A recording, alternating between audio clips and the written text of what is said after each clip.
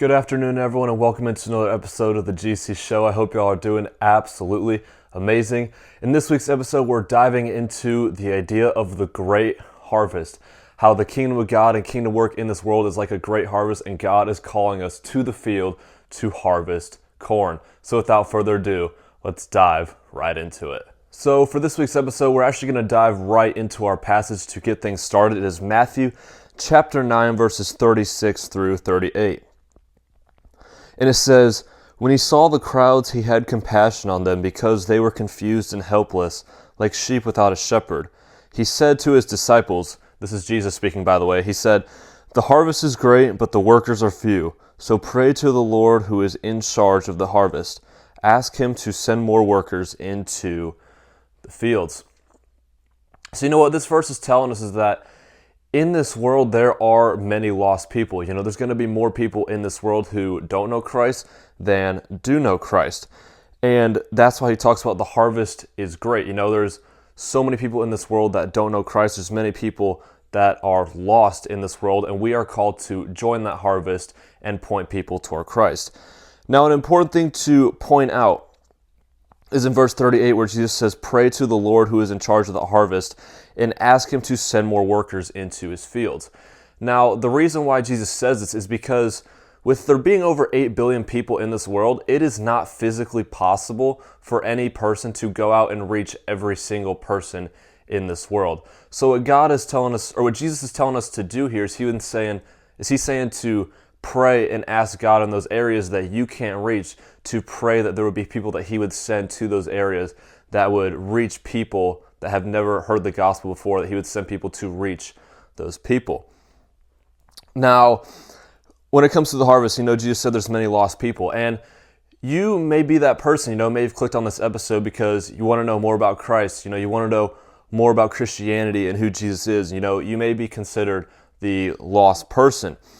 And you know what happens is, you know, there's many people in this world right now that are trying to find answers. And if you clicked on this episode and you do not know Christ, I want to tell you this: no thing in this world will ever satisfy you. No quote unquote answer in this world will ever satisfy you. The answer is Jesus Christ alone. And in John 14:6, he says, "I am the way, the truth, and the life, and nobody comes to the Father except through me." So Jesus Christ is the answer. And if you're someone who has not given your life to Christ, someone who, you know, wants to know more about Christianity, I would encourage you to reach out. I'd be more than willing to guide you and help you and point you toward Christ in any way that I can. So, you know, like I said a second ago, is that there's people in this world who want to hear the gospel but haven't yet.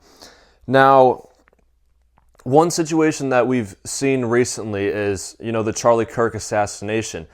As bad as that situation was, there have been so many people since that day that have come into churches. You know, churches have been packed and overflowing with people because people who are non-Christians saw how Christians responded to the situation, how they were full of love and community. And people on the outside in looking at this situation said, "I want to be a part of that Christianity, that loving community." So that has brought so many more people toward Christ, and also because Charlie Kirk taught on biblical morals and biblical principles that people want to know more about this, more about you know, Jesus and who Jesus is that Charlie Kirk speaked on.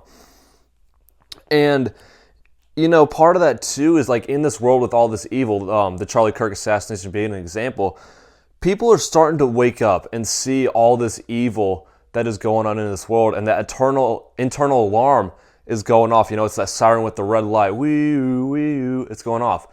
Like, people are waking up and they're finally realizing, like, you know, I may be looking for answers in this world, but I need to turn to the answer.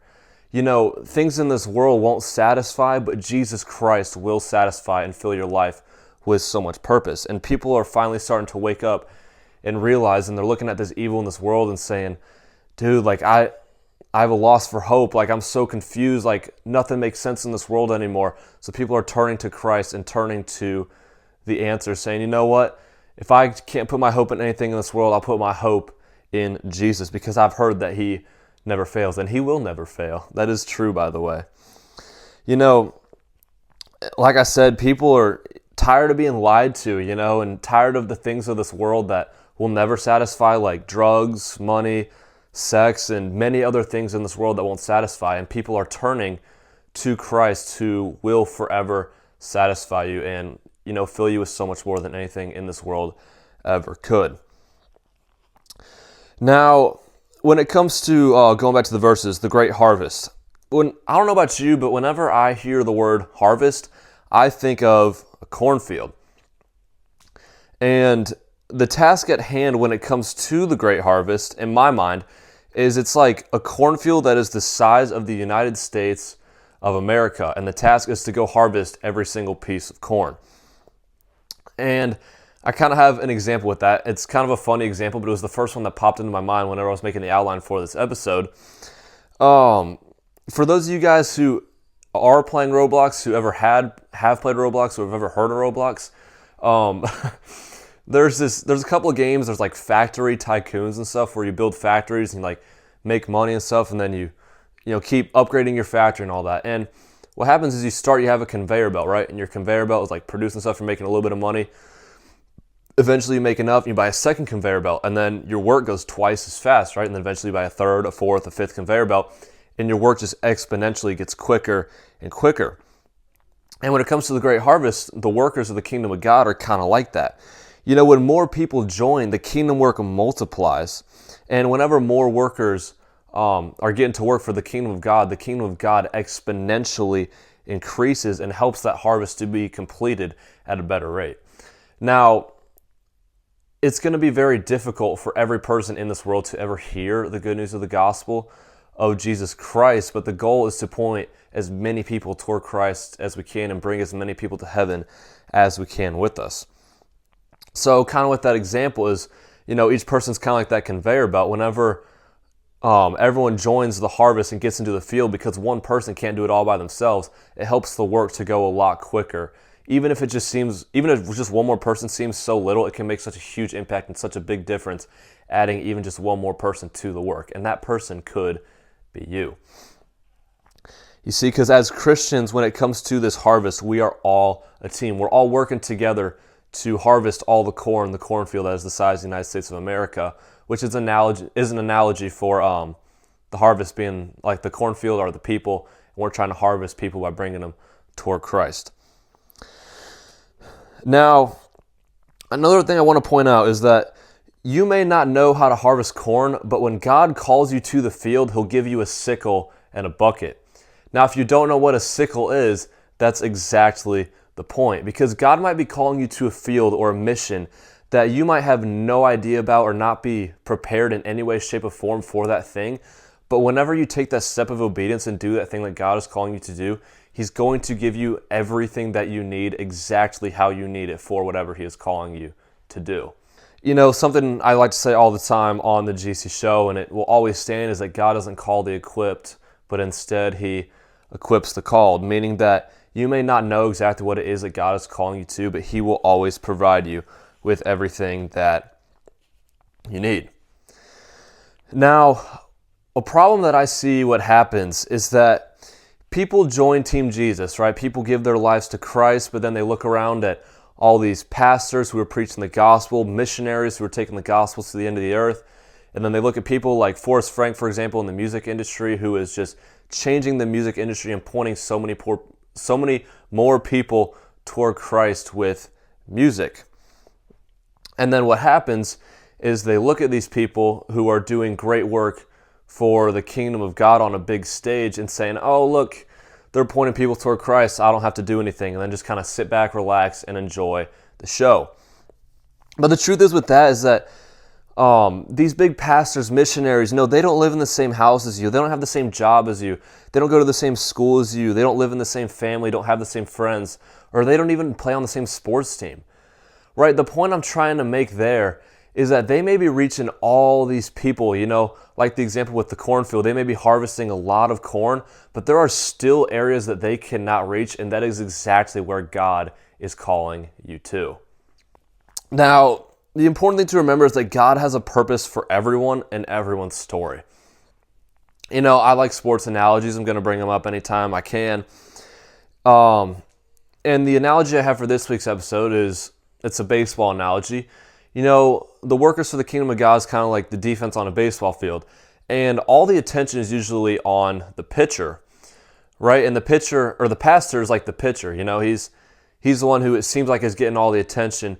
But if you didn't have the other fielders out there in the field too, you wouldn't be able to, it wouldn't be a full team, you know what I'm saying? Because baseball is a team sport. You have to have a whole team out there to be able to play defense. And when the ball is hit, the ball doesn't typically go back to the pitcher, but instead it goes to someone in the field. And now, you may look at the right fielder and think the right fielder is insignificant and he doesn't play a super big role, but when the ball is hit to the right fielder, you most definitely need a right fielder there to make the play, right? In the same way, you may look at your life, what you've gone through, and think that God could never use you. He could never use that big flaw in you, that thing that you have so much shame of in your life. But if you allow him to use that thing, he most definitely will. You know, maybe you've gone through some sort of medical crisis. Maybe you have gone through an addiction or are going through an addiction. Maybe your parents have gotten divorced and you find shame in that. Maybe you struggle in school and again, you find shame in that. You're embarrassed. Maybe you're shy.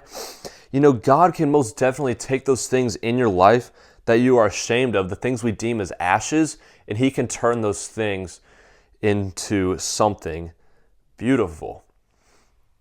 You see, because pastors, for the most part, are typically very put together and seem perfect in the eyes of, you know, everyone else. But whenever situations come up and people are struggling with these things, maybe you could be that person who has gone through, you know, for example, like an addiction or something, and you could be that person to reach out to someone who may be struggling with that same thing, and someone else could use your situation to be able, or like you could even use your situation to help impact someone and help them, give them hope and encourage them for someone who's struggling with the same thing you went through and point them back toward Christ.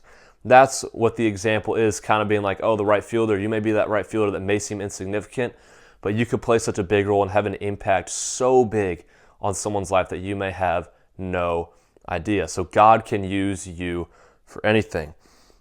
So the main point for this week's episode is that everyone has a purpose and a role in God's kingdom. None of our choices, none of our circumstances, or none of our mistakes can discount us from being used for the kingdom of God. And that is the lesson for today. That's a wrap for this week's episode. As always, if you have any questions, comments, or suggestions, be sure to let me know down below. And if you enjoyed this episode, be sure to share it with a friend, or if you enjoyed any of the other episodes, I would encourage you to share it with a friend or family member, because the goal of the GC Show is to bring them all to heaven, point even just one more person toward Christ. Stay tuned for next week's guest episode, but for now, thank you guys for listening. I'll see you guys next week. Be great today, and praise God.